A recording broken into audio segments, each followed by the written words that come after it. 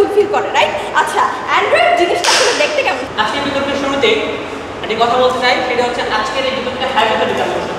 অর্থাৎ আমরা এই ইন্ট্রো সাইডে যে সময় দেওয়া আছে, যে সময়ের কথা উল্লেখ করা হচ্ছে, বক্তব্যের কথা উল্লেখ করা আছে, আমরা সেই সময়ের উপর ভিত্তি করে আজকে বিতর্কটা করব।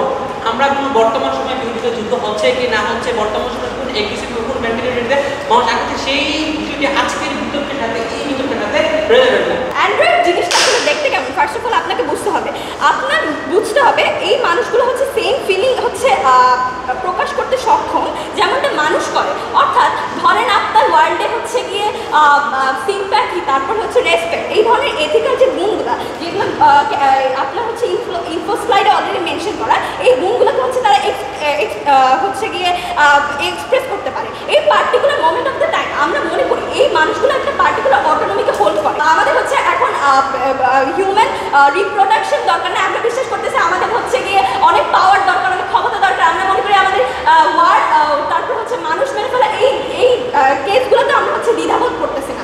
এই পার্টিকুলার কনটেক্সটে যদি সত্যি হয়ে থাকে, আমরা মনে করি এই জায়গায় অ্যান্ড্রয়েড এই জিনিসটা কীভাবে হচ্ছে গিয়ে অনেক সেফ একটা জায়গা হতে পারে। শারীরিক অঙ্গপ্রত্যঙ্গ পরিবর্তনযোগ্য, অর্থাৎ কোনো একটা রোবটের যে দুটো অ্যান্ড্রয়েডের যদি কোনো হাত বা পা কিংবা ব্রেনে কোনো সমস্যা হয়, তা সেটাকে পরিবর্তন করতে পারবে।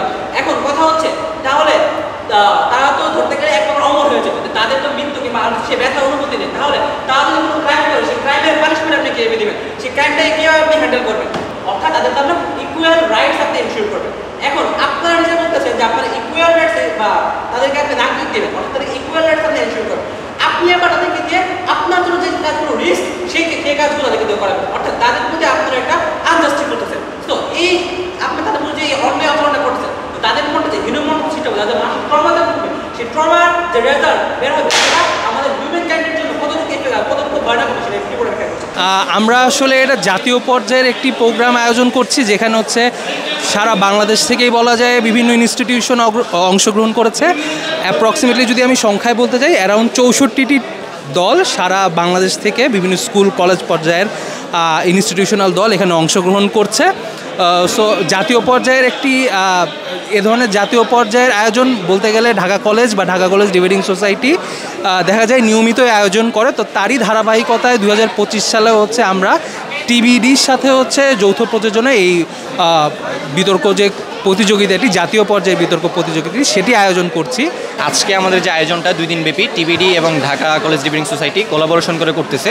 পুরো বাংলাদেশব্যাপী 64টা স্কুল এবং কলেজের টিম নিয়ে আমরা এই আয়োজনটা করছি। এখানে মেইনলি হচ্ছে সিভিল রাইটস, ডেমোক্রেসি এবং রিফরমেশন, এই 3টা জিনিসকে সামনে রেখে, স্লোগানকে সামনে রেখে আমরা হচ্ছে এই আয়োজনটা করতেছি। মেইনলি হচ্ছে স্কুল কলেজের ছেলেমেয়েরা যেন পড়াশোনার পাশাপাশি এক্সট্রা কারিকুলামের অংশ হিসেবে অ্যাওয়ারনেস বিল্ড আপ হতে পারে এবং তারা যেন লিডারশিপ, পাবলিক স্পিকিং এই জিনিসগুলোতে ভালো করতে পারে এবং এই জিনিসগুলোর মাধ্যমে তারা যেন ফিউচার লাইফটা একটু কোয়ালিটিফুল করতে পারে, সেটাই লক্ষ্য আমাদের। এবং ওইটার জায়গা থেকেই হচ্ছে আমরা এই আয়োজনগুলো প্রতি বছর করে থাকি।